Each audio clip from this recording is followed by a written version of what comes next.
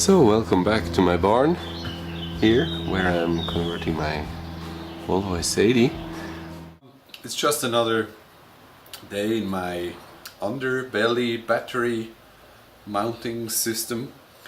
I bought myself some new items today. Some 5 centimeters by 5 centimeters and 4 millimeters thick T-profile. It will go under the car and hold the batteries. These are the short ones. They will be in the front area of where the gas tank was, and this one is the long one. It will be used in the rear area of the gas tank area. I think I'll show you a diagram what the final product will look like. These ones, actually, sorry for stepping back and forth. I bought about 28 of these. They will be used to hold the batteries, a group of 3 batteries in place. It's 15 millimeter by, I think it's 30 millimeter L-shaped profile with a thickness of 3 millimeters. It will be attached to the struts which are already mounted and hold the battery in place on the back and forth. So there will be 3 batteries placed on this piece. The left and right battery will be mainly supported by the thicker and bigger struts, and this is actually more to hold them in place and to carry the middle battery if there is a pair of 3.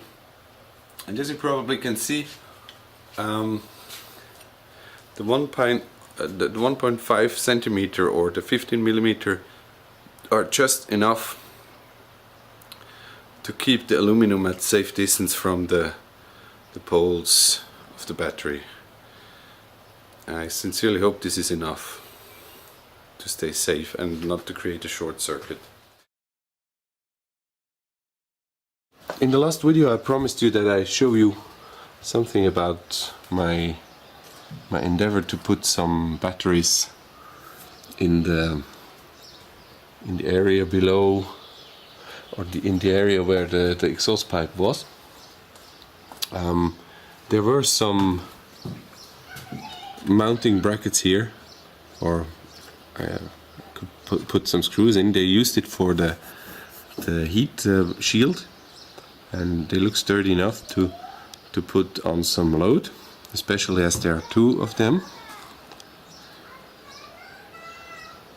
Yeah, I made a prototype out of wood because it just didn't work out with cardboard.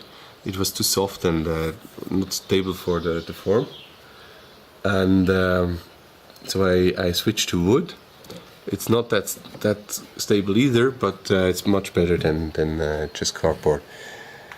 I put on these rails here. They're going to be replaced with T-shaped rails of aluminum. They're about 2.30 meters in length, and they're going to be mounted here on this plate. This area here is where the gas tank was, and I hope I can use it too for about 30 batteries, Calps CA100. Here you see some prototypes. There was the mounting of the gas tank was positioned. Well, yeah, very good English, I know. Here too. So this also is a prototype on how to get the right distance for the strut, which is going from left to right in the car, and same on the back. You see the rear wheel, and there the mounting bracket was attached from the gas tanks. So the next thing I did is, after I created this plate here and made an approximation with the struts here. I put on I checked how I can put in the Calp CA 100 cells.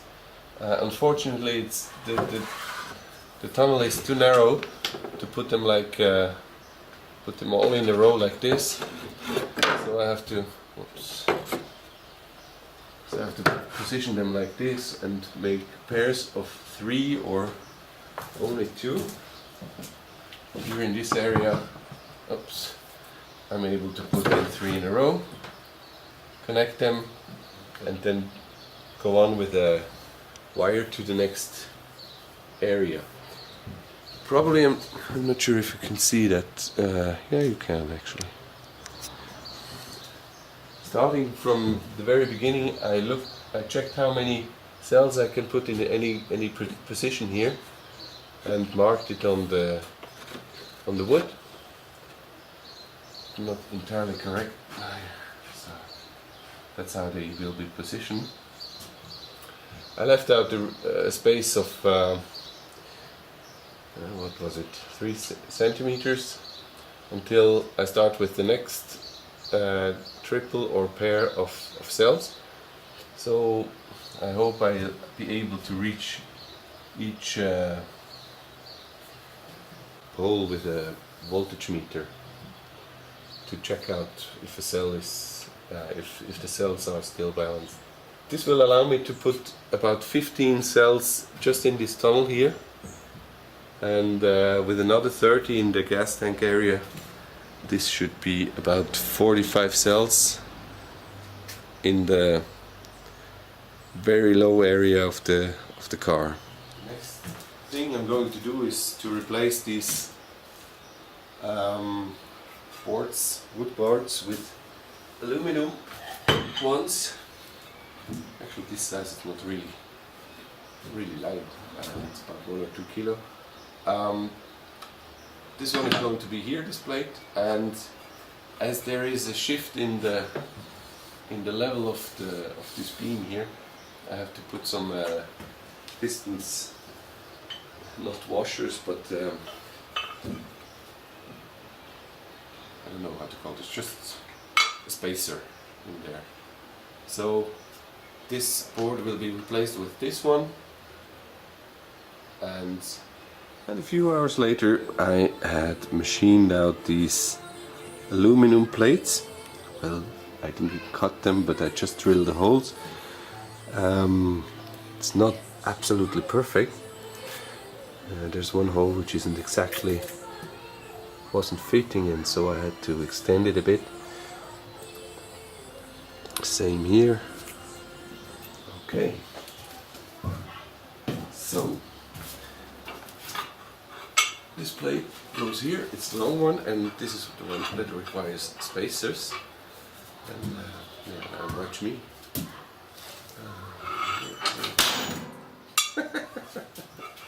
Cut! So. Okay, this plate goes here. That's where the wood plate was before. Just use some 8mm bolts.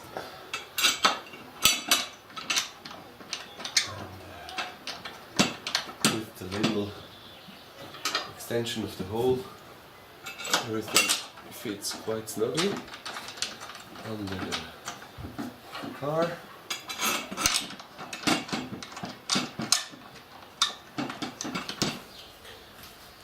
So, as mentioned earlier, I want to replace this wood prototype with real aluminum struts, and as I don't trust my planning skills in this area too much, I'm going to do it step by step. So the first thing was this to replace these plates here. They're going to hold the major load of the batteries, and they're really sturdy. I got 4 screws attached to or inside this tunnel here. So I got myself these two struts, T-shaped. They will be placed in the car like this, so the long part up, which faces upwards, will hold the batteries in place. I already prepared them a bit so they fit into the front of the car. There's a bracket, and yeah, so I'll just show you what it will look like.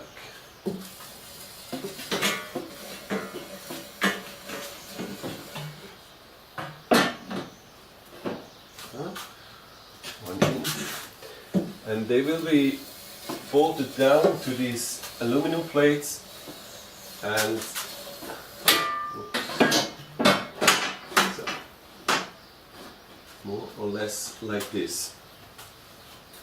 And then I'll be able to place 2 or 3 batteries in the direction of the car, so with the poles in the direction where you are right now.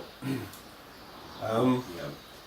So I'll be able to place about 17 batteries here, and I'll do exactly the same here in the area where the gas tank was. There will be 2 more struts in the same direction and distance as these 2 are, so I should be able to place here 3 batteries, well, 3 cells behind each other. So this means 9 here, another 9 here, another 9 here, and on this side too. So at least 45 cells should go in there, together with the 24 in the spare tire area and the 17 there. This should be around 86 or so, and this means I only need about 43 to place 43 cells in the front. And in the end, all the struts facing in this direction will be 1 level higher than the ones facing in this direction. So they will be placed in here, they will lie on these struts here, and also use their stability. So that's where we're at. The struts are bolted down tightly to these plates. There are going to be a lot of batteries in here. And another step is to attach this rod here, so it will be held by the mounting bracket for the gas tank. As I was unable to find a screw which was long enough, I just bought a rod, or however you call this, with a thread on it, so I can screw it in there and cut it to the right length and attach the strut there. I did this already on the other side. As you can see here, I also used a hollow aluminum structure to keep the spacing, and there is the sawed off threaded rod attached with a, oh yeah, I don't know this expression, and it's really strong. It doesn't move much, although there is still a screw missing here, so I will combine the 2 T-struts there. So I marked the rod here, that's 3 centimeters, so it will go in exactly the same length as the other. It is there, and now I have to measure distance. I have to cut off from the rod. It's just an approximation.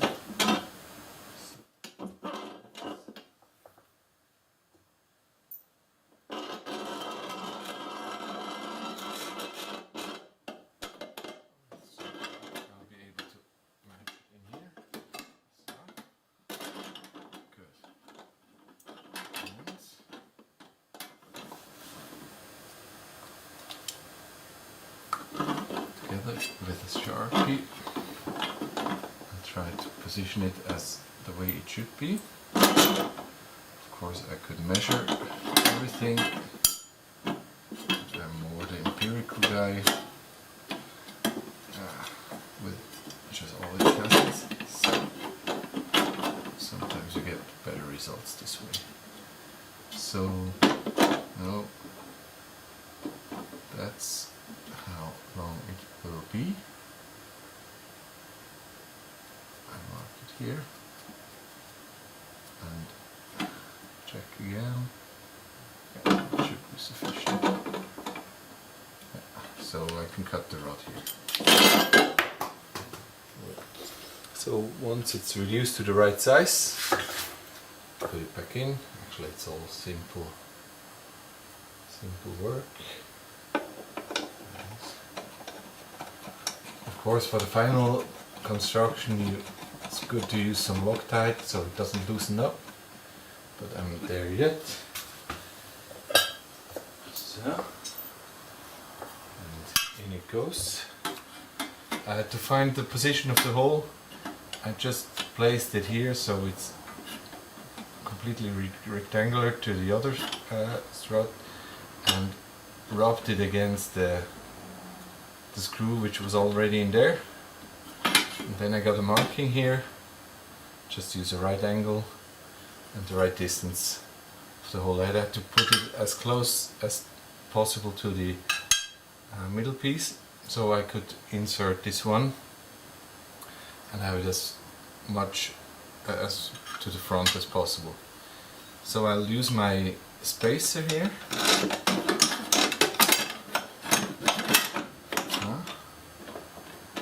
And put in the washer. Looks like I cut a bit too much, but as there's some reserve in the other piece, I could just remove it from the top. So just center everything, make sure this one here is also aligned properly, and tighten it up. Here we go.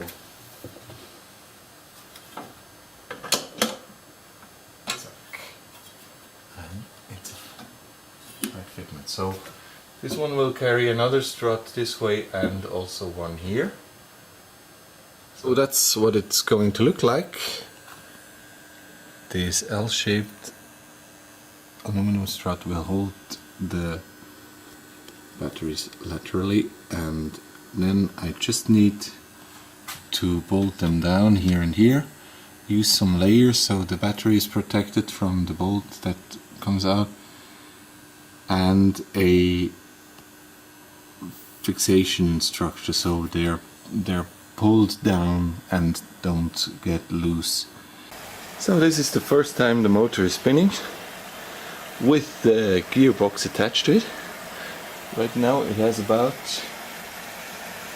300 RPM. I attached a loop with a coolant so it doesn't, or I see when it overheats. So now, if you look here, there's the bruiser tool where I can command the speed, and it's attached to AC mains now. Let me quickly show you this. Where is it? There is the rectifier, the pre-charge resistor, and below is the DMC5 without cooling. That's why it's already at 50 degrees. So I'll hurry up a bit and increase the speed of the motor. Let's see. Come on. Now it goes up.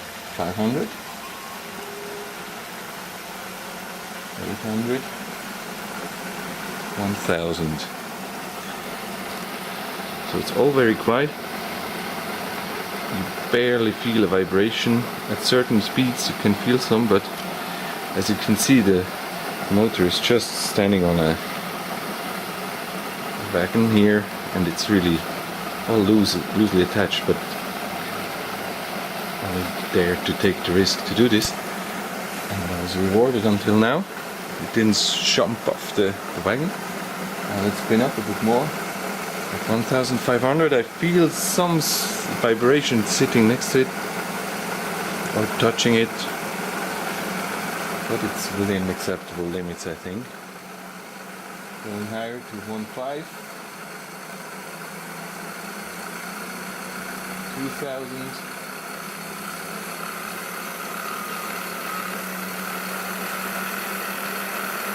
2.5,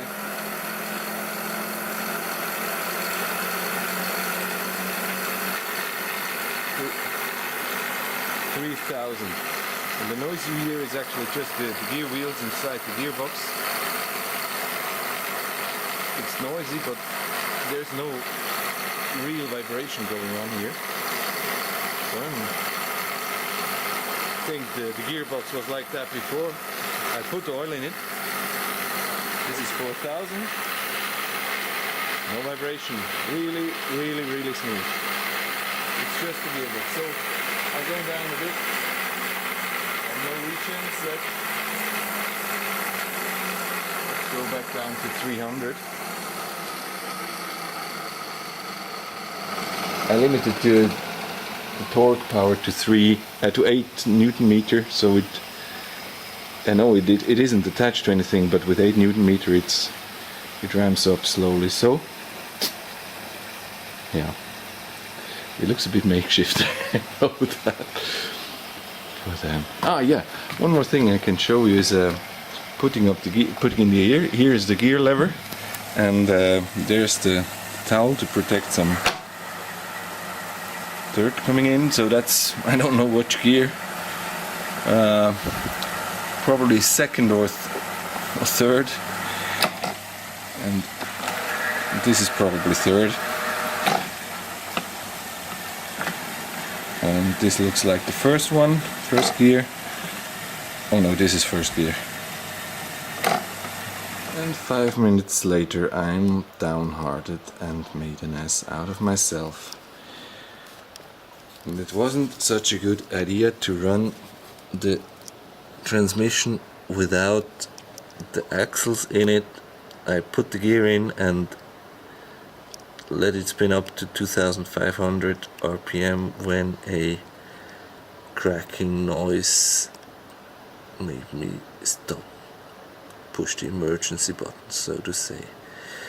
Now, as you can see, the differential is somehow misaligned. I don't know what the damage is. Probably the transmission is damaged. I don't know. Meaning I have to dismantle everything again, take the transmission apart, a field which I didn't long for. There are several screws, so it should be possible to take it apart, but yeah. Will I ever bring it back together again? Oh shit.